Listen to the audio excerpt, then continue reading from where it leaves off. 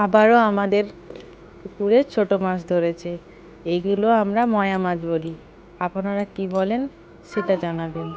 অনেকেই এগুলো মৌরলা মাছ বলে, আমাদের গ্রাম সাইডে এগুলো ময়া মাছই বলে। আজকে আমার হাজবেন্ড আমার এই মাছগুলো বেছে দিয়েছে। আমার শরীরটা একটু অসুস্থ ছিল, তাই দেখুন আমি কী করে এই মাছ রান্না করি।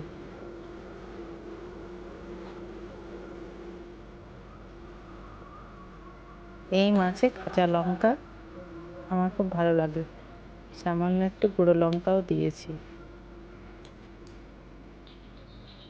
সর্ষের তেল ভালো করে দিয়ে আমি মেখে নেব।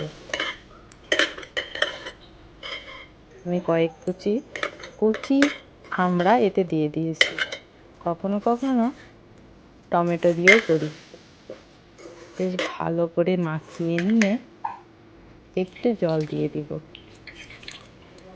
খুব বেশি জল দেব না, একটু চটপটি হবে মৌরলা মাছের চটপটি। কয়েক মিনিট পরেই তৈরি হয়ে যাবে।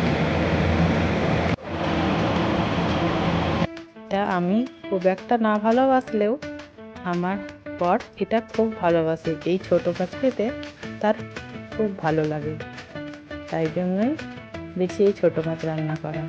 আমাকেও যে ভালো লাগে না তা নয়।